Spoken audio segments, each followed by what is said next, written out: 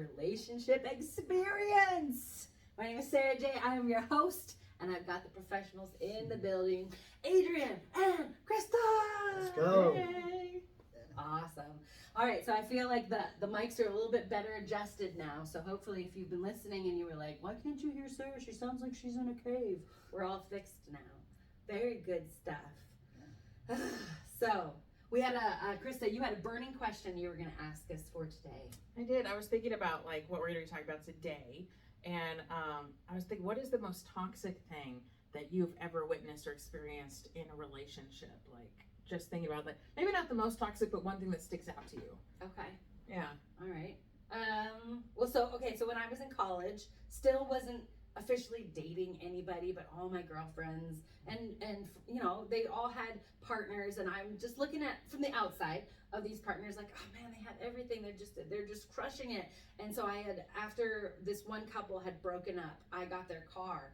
And when I go to change over the name on the thing, there are a ton of tickets on that thing. Well, apparently the boyfriend had been drinking and driving and getting all of these parking tickets and not paying for them. And that had been one of the biggest reasons that they had broken up in their relationship. And so it kind of gave me a good reminder that just because on the outside it looks so beautiful and everything's going really well, on the inside there's always some things that are going on, and not paying for your tickets, that's a red flag for sure. Big time. Yeah. I think one of the most toxic things I've seen, I used to work at a place where I was with a friend of mine and I knew his girlfriend. And so sometimes this guy, he was my boss. So he would call me in and be like, hey, do you got time to cover a shift real quick? I'd go in, 2 hours later, he'd come back with one of the workers, one of the other girls. I'd be like, man, what is this guy doing? That's kind of sketch. And then girls would walk up and he'd go greet them and talk to them, get their number.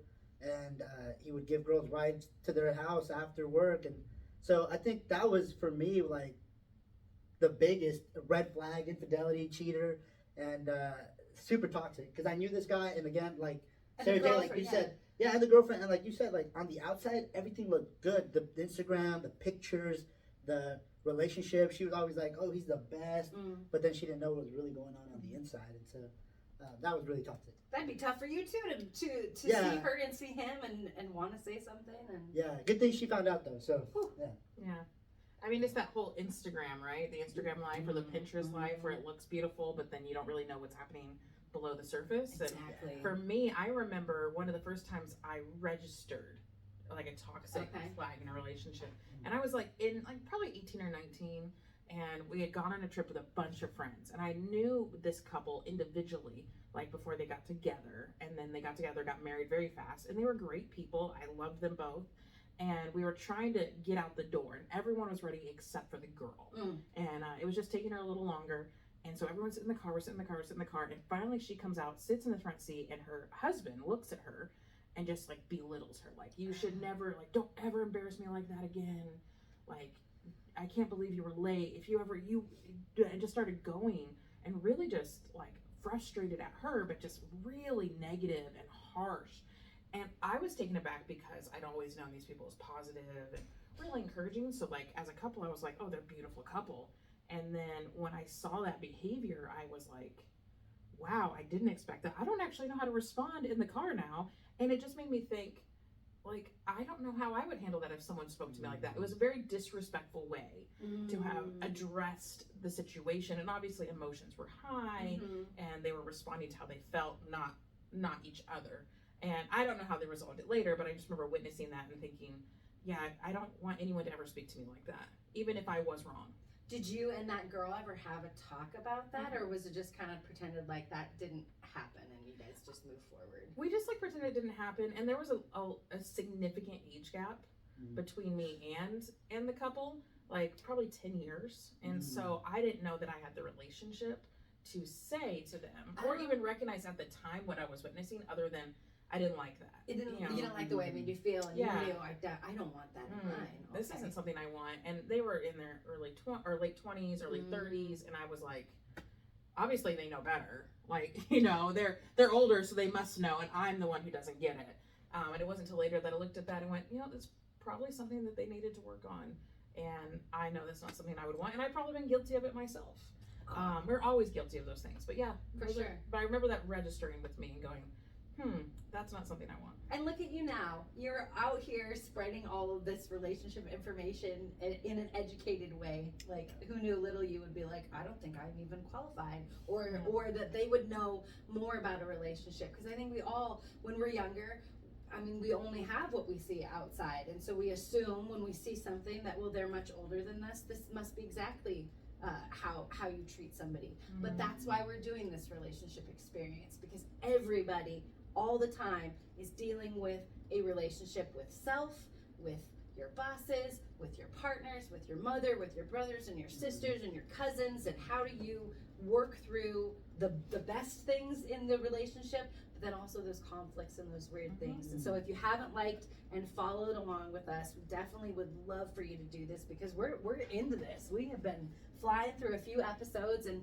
I love the fact that this thing can be, you can pick it up at any time. So anytime that you're tuning in with us, you are going to gain some really awesome things. And if there's something that you hear that's triggering, ask anything that you want, because this is an educational program that you all put together. And so today, what is the main thing that we're going to be talking about? Attractions and early relationships, kind of a thing. So going about attractions, right? Yeah, healthy versus unhealthy a little bit. Like, okay, what does that look like to have a healthy, and what does unhealthy look like, and really understanding what those two things are. All right, so Adrian and Krista, what makes a great relationship? Adrian, in your opinion, what makes a great relationship? So I think three things, right? First, trust, then commitment, and fun.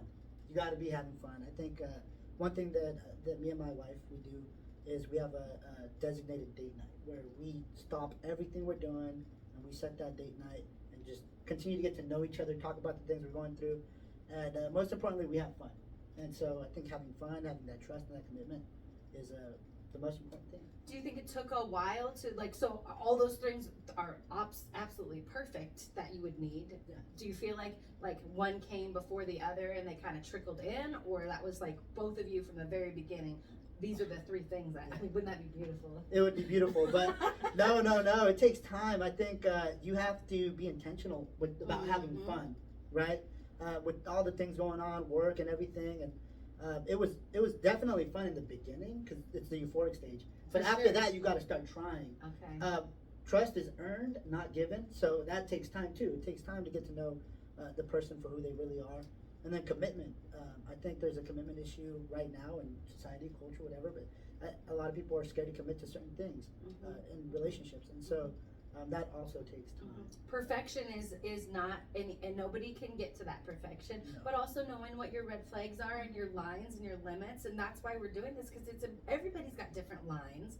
And how you were saying, Krista, how you're sitting in the car watching two people that you know separately, never watching them act the way that they're acting. So now that you have gained more information and you're in a relationship, what are the positive things that you would say are super important for a good relationship? I think for me personally, I mean, I'm going to piggyback off what Adrian said. I agree with all three of those, as well as I think investment. Like, if you're not willing to decide to pour in, like, I'm giving you my time, I'm giving you my energy. At the end of the day, when I'm exhausted, I'm still going to see you as valuable and spend time with you. And also vulnerability. Like, I'm going to let you see a part of me that maybe no one else sees. Like, you get a window into me that's special.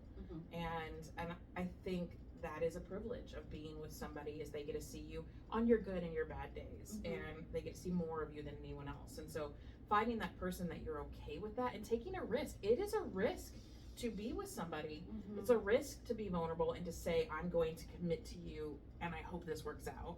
And fingers crossed. And I'm going to show you a piece of myself, and I hope that you'll be willing to accept that and not judge that, and find beauty in the brokenness of who I am, because we're all broken. We all have red flags, and you're not going to look at my red flags and go, ooh, I'm sorry I picked this up, but go, that's something we can work on. And I definitely think those are huge things, as well as respect. Trust and respect, I feel, go hand in hand, in the sense of, like, I'm going to respect you as a person and as a partner. Those are two different things. Like, just because you're a human, you deserve respect, and then who are you as my partner? And even my friendships, like who are you to that to me, and how should I respect you just because you exist and you deserve respect as a human. And so it's very intentional. If you notice, all these things are intentional. Yeah. You can't just accidentally have a good relationship. You don't fall into those. You have to invest into a good relationship. Work. It is work. There you go. Yeah. It is Yeah. work.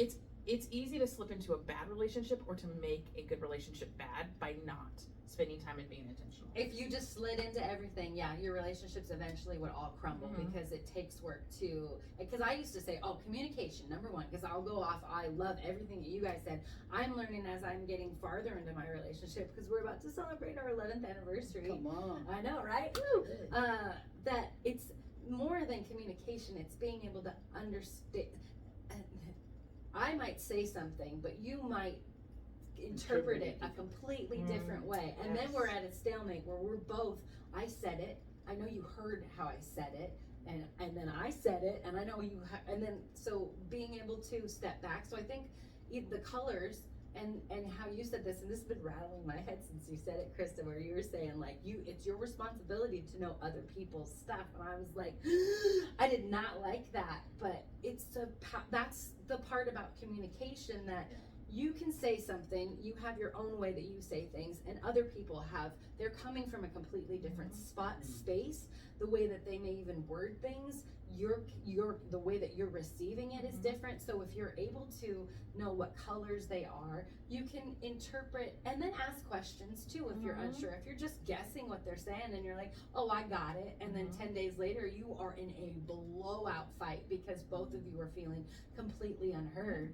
It's not a breakdown of communication, it's interpreting what was said. That's 100% what it is. It's understanding another person's language, right? Yeah. And getting that they're not trying to attack you. It's how they communicate. And if you know, this person is this way, they're going to communicate in that way. And how am I interpreting them? And that's so hard to do. We're actually going to get into that in episode 8 or 9. Oh, dang. Episode Okay. 9, So we're yeah. going to talk more in depth about Communication, that. yeah, So yeah. that'll be good. So good, yeah. Oh, good. Well, and so that's why it's fun to be getting to do this. And so we're so thankful that you're listening right now, because everybody comes up to these situations and maybe you didn't even realize what it is that was going on. Maybe you can still fix that, or maybe the lesson learned and we just let that go, and that's totally okay, because not every single person that comes into your life is going to stay in your life forever. It might be very heartbreaking, and I know when you're in high school you just don't even have that understanding, but when you graduate from high school and then you go to college, if you do that, but as life goes on you realize that you say goodbye to some people, and that's okay. And so just take the best that you possibly can from each thing. I heard this quote, and I love it. It stuck with me my entire life, and it's, everyone deserves your authenticity, but not everyone deserves your transparency. And I love that Yes. because they need to see the real you, but they don't need to see all of you. Not everyone deserves all of you, but everyone should see who you are. So for the oversharers in the front and the back and the sides, I'm raising my hand as well. They don't, it's very important to not being closed off, but not everybody did, because you and your quirkiness and your weirdness are the most beautiful things about you, but there are people out there that love to crush that stuff, and that is like their mission. They really enjoy that, and so those are the people that you wouldn't want to give this authentic, really vulnerable part of yourself, and then they just Crush it, yeah. And they haven't earned it. No, they haven't They earned haven't it. invested in you. They haven't earned the it. fact to crush it, and the whole thing. Yeah. So it goes on both sides. Absolutely. Okay, so now that the relationship experience, actually you take this on the road. We're not calling it you don't call it the relationship experience when you're out in classrooms. It's actually so it's Think Twice Yakima, and you have an educated program that you go through with. So when you're in the classroom and you're speaking to young men and women, have you heard in the classroom some pressures of sex that the younger kids are actually saying out loud to you that you would mind sharing, so people out there that are listening are not feeling alone? Yeah. So in the classroom, when we ask the question, like, who's being pressured to have more sex, men or women nowadays, kind of thing, right? We ask that question, and a lot of the times, I feel like the girls are they're quicker to respond, but the boys are more like, the pressures that are coming towards the boys. Not only you talk about the girls, are the group of people that hang out with, locker room talk. You know, if they're playing sports or if they're just going to PE, whatever is talked about in the locker or outside of the classroom is always like, hey man, like what's your body count? Hey man, I'm about to get this girl. Hey man, look at my whatever snap streak with these girls. Yeah. And so they're always talking about body count. They talk about how it's what they see, it's what they hear. There's a Netflix. What is it called? Euphoria? Is that? Oh gosh. Yeah. Not on so, Netflix, but. well, I don't know if it was or not, but I know that these kids they talk about that, and just what age group, if you wouldn't mind, kind of. So, predominantly, like when we talk about this subject here, it'd be the ones I remember more are like the high schoolers. Okay. What they say. So I'm gonna say 14 to like 18, 19. Okay. That locker room talk and friendship. That makes sense. That makes sense from a guy's perspective. From the ladies. I think a lot of it too is culturally things are more accessible. So and we've become more over sexualized as a culture, where sex has become casual and less special, right? It's not about finding someone and being committed and having that special moment of intimacy. It's just like, it's physical, it's not a big deal. You just need to get the first one out of the way. No, that's not how that works. And when you approach it with such a casual mindset of, you know, how does sex incorporate into a healthy versus unhealthy relationship? And that's the real reason we bring it up is, well, how does this play a part?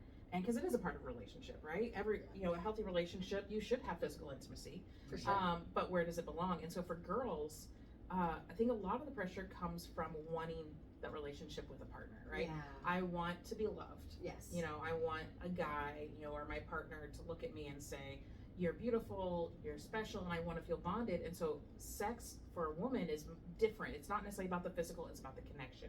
And so there's a pressure of, are my other friends doing it? Look at their relationship. Look how great their relationship is. Maybe I should do it too so that we could have that. Yeah. And it's about achieving the status in a relationship, not necessarily about the physicality of being physical. And for some girls it is. Some girls it's, I just want to be physical. Right. But the pressure to be close is stronger. And then when you see other women in social media, and celebrities that talk so freely, own your body. But what does that look like when you respect your body? Like, own your body, but also respect your body, and make sure the people in your life also respect your body. Yes, because if you are giving that to somebody else, expecting them to act the same way, I'm here to tell you that will never, ever, ever, ever work. And you are going to go through lots and lots of heartbreak, and lots of gentlemen that are going to, once hit it and quit it is not just that's the body count. Unfortunately, men and women are completely different in the way that are just the way we see things and the way that we connect. And you're 150% right. As a female, we connect in a way that it's bonded. So we feel like, okay, I gave this to you, we did this, and now you need to treat me with respect because I gave you this amazing thing. And they're like, I could get it anywhere. Like, who cares? They process it differently. Yeah, it's processed completely differently. And the guy might be totally into you, but our level of like, now you're mine, like, I don't even want to say now you're mine, but now we are a thing.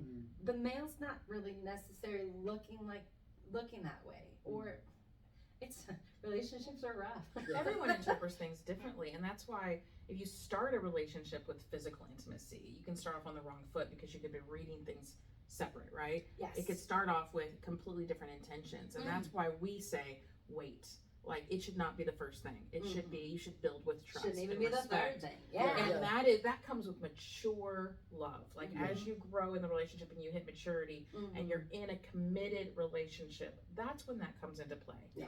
If you are ever being pressured and ever in any moment where they're like, come on, that's not the person for you. Because if they can't even, if they're pressuring you anytime and for that type of thing, you do not want that. No. Don't take it like, gosh, I'm just so amazing. They just can't stop thinking about it. You will be replaced by the next and the next and the next. And that's just a thing. So now that we're thinking about how our brains are doing this, is there some scientific stuff on how the brain works and how it's affected by all of these things?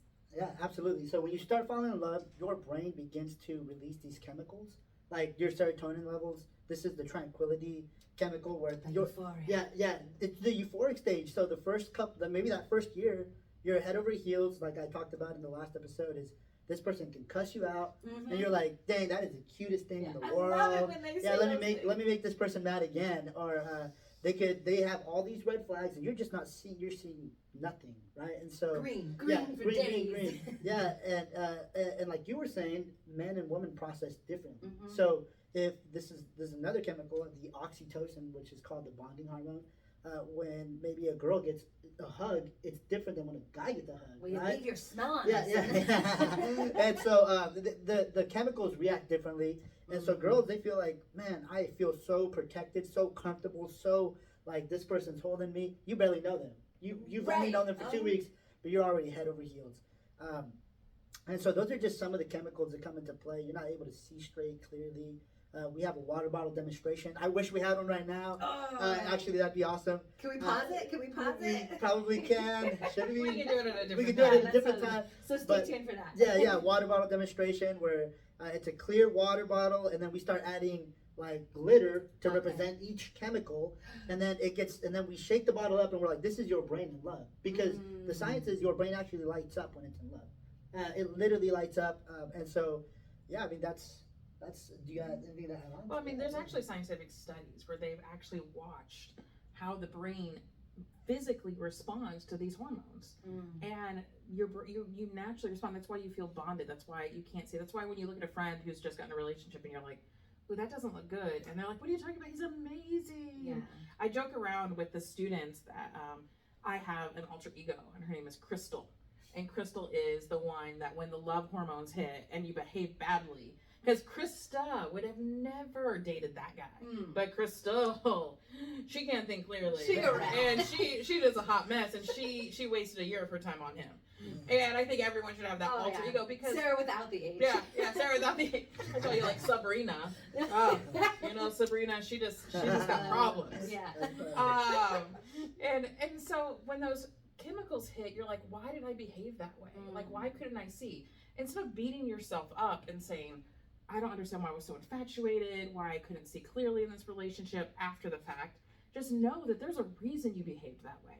That your body is releasing those hormones. Your body is responding to this relationship and taking away your ability to reason, creating a bond, giving you infatuation. Like those are all chemical responses. And almost mirroring, right? Because you're not even noticing that what would normally be a red flag to you, you are like, I love it. They're It's a doing the mess. same exact thing that I'm doing, but they're not, and you can't see it. Both sides can't see it.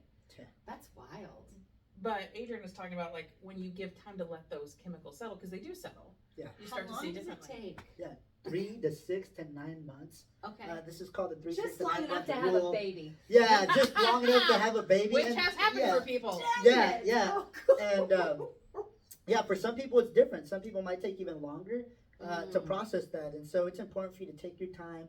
And what we do is we also, in the beginning of this lesson, when we teach it in the schools, we have a pyramid. We talk about, okay, what happens if what qualities do you want to see in your relationship? And we start with positive starters, then it ends with mature love, and in the middle you have developing trust and love or whatever. And so we ask them to like fill those out, fill out the blank. In their book they have a little worksheet on that, and they get to fill out, these are the qualities I want, maybe holding hands at the beginning, maybe getting to know them. And so it takes about 3 to 6 to 9 months, but we just ask that you take your time and really get to know the person, because they will settle these chemicals, but it just takes time for you to get to know. Would you both be so kind? So we got 3, 6, 9 months. All of us have been hardwired that pretty much we're getting physically and we're kissing and we're making out like right away. What are some really, really good bonding activities that people could do instead of let's go up to my room or let's go Instead of hang out at Netflix the and park? chill. Yeah. Yeah. Exactly. I want to know if you have any, or if the students have come up with some really good ideas, because I'm sure a lot of it they're all, oh yeah, whatever. But at the same time, this is important stuff. Like, Oh, absolutely. And and so we do actually go into that. Like, how can we date without putting ourselves in a risky situation? okay, is that another episode? we're actually talking we could about it talk right about now. it. Yeah, we could talk about it right now. And so we give them ideas. We'll have it up on the screen. You got Kiwanis Park. You got all these group dating. Franklin, go yeah, cool. and we have students draw we give them a little post-it paper in groups, and we're like, hey, here, we're gonna give you a set amount of dollars. There's a group that gets $0, so free dates. There's another one that gets $25, $50, and then $100. And we have them come up with creative date ideas, and then we go at the end and we're like, you see, you can get creative. You don't always have to go and do Netflix and chill. You don't always have to do this. There are different ways to get to know your partner so that you won't put yourself in a risky situation. I think it has to start with, like, what is your line when it comes to physical intimacy? Like, when you decide, okay, I'm ready to date and I want a partner and I want to fall in love and the romanticized rom-coms, you know, that are out there. But then you have to start before you even start dating, like, how far am I willing to go? Like, if my line is, I know I'm not ready to engage in sex, I don't want to engage in sex until I'm in a committed relationship, well, it can escalate quickly if you don't know. It can go from kissing to sex in a split second if you're not prepared. Or all the other things. And that's not, if you have your line, you need to stick with your line, because the person that's pushing, they're not looking at it like you're looking at it. And keep repeating that, because even the rom-coms, as you get older and then you get into healthy relationships, I would say probably 9 out of 10 Christmas movies that I love, my husband's like, this is a toxic relationship. I don't want to watch this. And I'm like, you're ruining all my I do that to my wife all the time. But a lot of times, especially when you're young, you don't go into the relationship and think, this is my line. You just think, oh, he's cute or she's cute. You don't think, where's the line? So if you know, like, I'm not prepared for this, and you have it in your mind, then when you enter that, you can say, okay, how do I get to know them better so that I know this is a person I want to be committed to? So fit your personality. If you're not an outgoing person, don't force yourself to go to a party. Like, if you're a quiet person and your date is coffee, go to coffee. Spend time talking, but do things that make you get to know them. Like, a movie's easy, but you don't get to know them. No, you don't. So go on walks, go on hikes, do activity, paint nights, go to a concert, do things where you have to see them in different situations. You do. So that you know them. And then can I add, you got to get to know all of them, right? So even the ugly parts.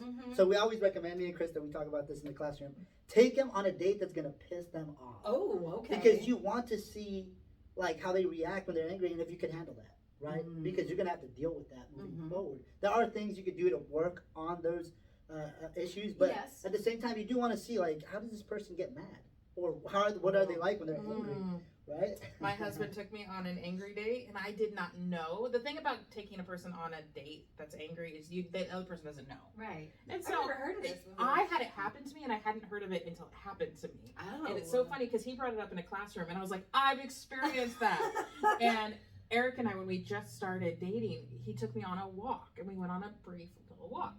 And every time I'd be like, okay, we're almost done, he'd be like, oh, it's just a little further. It ended up being a 12-mile Oh my walk. gosh. It lasted forever. I hope you were wearing comfortable shoes. I was. But it was just like, every time I'd be like, we have to be done.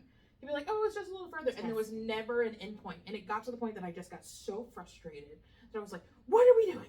Why are we doing this? What's the point? Blah, blah, blah. And later on he told me, because I just wanted to see how far I could push you, to see how you would respond in frustration, and if I could handle your level of frustration.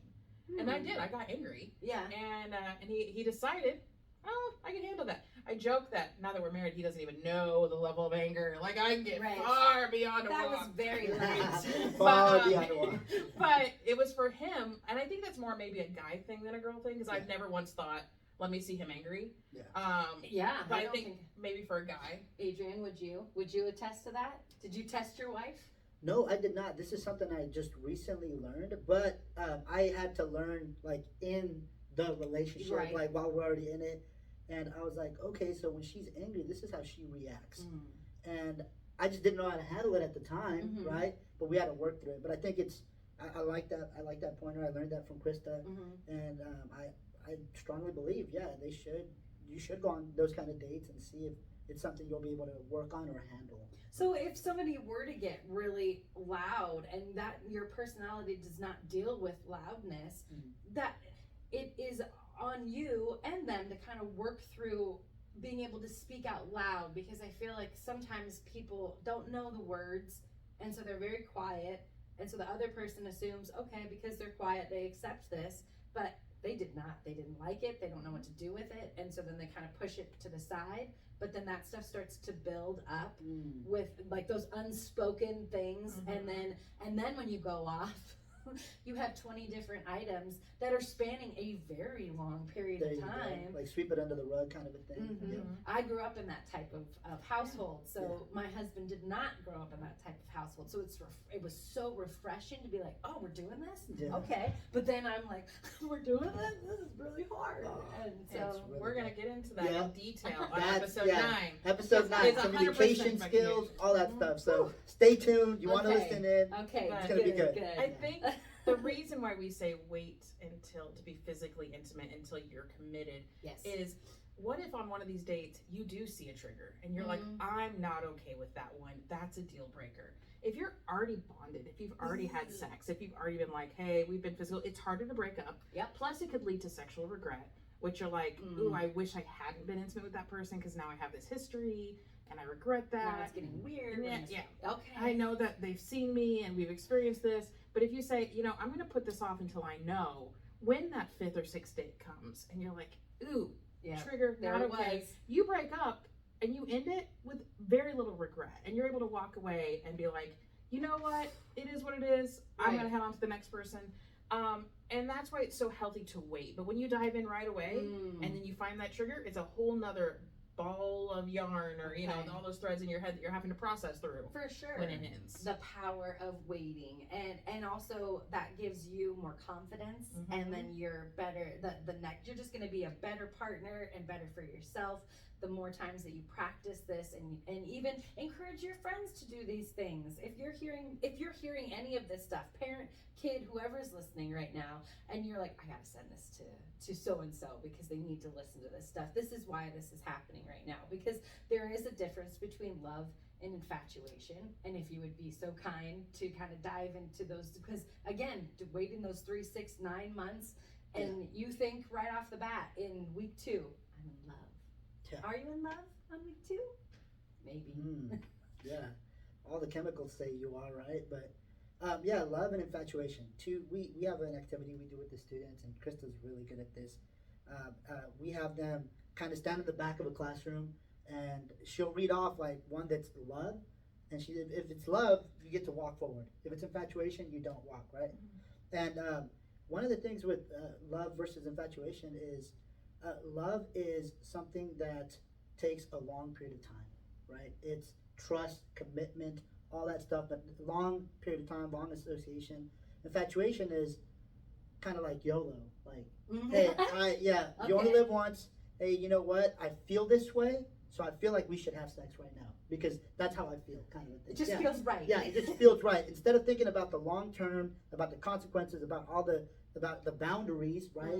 Creating that line, respecting that boundary, all that. You're gonna push through that. Infatuation pushes through all of that, denies respect, all that stuff, and they just want to get to what they feel.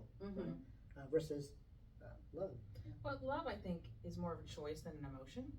I think, when you've said, I'm committed to this person, I'm going to choose to treat them with love, which means I'm going to do things for them because I care about them.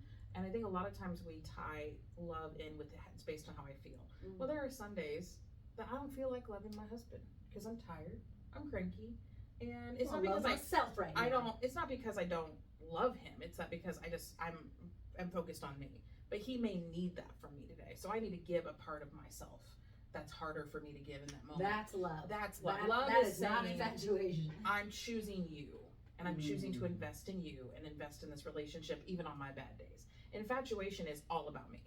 It's all about, I'm going to only give when I want to give, what's best for me and what I can get out of it. Love is saying, I'm going to do what's best for you and us together. And I think that's the big difference. If you ask yourself, can you think about this other person? Can you give? Sometimes even out of your exhaustion. And they should be doing the same for you. Like giving right there, part of you and saying, you know what? I don't feel like, cooking your favorite meal today, but I know you've had a hard day and I'm going to do this for you. But because you love me on my hard days, you're going to do the same for me. And that's love. It's putting the other person ahead of yourself. It's putting your relationship ahead of other things. And infatuation is, it's always about me. It's always about what I can get, and it's always about the moment. And it's very short. It's very selfish, and it doesn't grow a healthy relationship. It doesn't grow commitment. So I liked what you had said about both of us are giving 100% in our relationships. So when you are in that infatuation stage and you're in that 3, 6, 9 months, the female, I don't want to say just the female, because someone in the relationship is going to fall first. They're going to fall in love and they are going to give that 100%. But you are going to have the other person who is still in the infatuation stage and they are not giving the same. And you have to be able to, in your own, be able to identify, am I infatuated or am I in love? Because if you are in love giving to somebody who's infatuated, you are giving yourself and you are being taken advantage of, and then there becomes a total imbalance in this relationship. And how would you get out of something like that? When, because I think, I don't know. I think there's a lot of relationships that are completely unbalanced like that from start, still going. That's really good. And again, we're going to talk about that in an episode moving I don't forward. even know what these episodes are. Yeah. How do you break up well? Yeah. But Okay. I will. Thank goodness. I will say this. That's why it's so important to have a trusted adult Okay. or groups of friends in your life when you're in a relationship to see those things that you're not seeing and to help you speak into them. Like if you're in an infatuation stage, most people don't know they're in an infatuation stage. That's why the chemicals are fogging your brain. And that's why you tell somebody, hey, you're not behaving. They're like, well, you're crazy. I always act like this. And it's because they literally can't see it. And so having those group of friends and having that trusted adult to say, hey, I think you should wait until you make a commitment because it's still pretty early, speaking into your life and listening to them, really giving voice to the people that care about you and want to see you succeed, really helps when you're in that infatuation stage, because everyone goes through it. Everyone has an infatuation stage. If you didn't have that, you wouldn't get to the love stage. But it's handling it the right way and saying, I'm going to give it time to get to know you before we get into this commitment. And infatuation can become love if you give it time. Yeah. You just have to give it time. And if you have the right person. So you're the right person. Yeah. Trust it. Excuse me, I'm over here choking. No, It's you're so good. powerful. I can't even handle it. But what you said, a trusted adult, somebody who has that little bit of education. So if you're listening right now, adult or child, and you don't have that trusted person that you feel that you can connect with, you can private message and you can ask our professionals, because they come across this information. These are all science-based answers. So you're going to get at least a little bit more confidence in where you're at this specific moment. Absolutely. And that is the relationship experience, ladies and gentlemen, and everyone in between. Yes. Awesome. Awesome. Yeah. Until next time, hope to see you soon. Bye.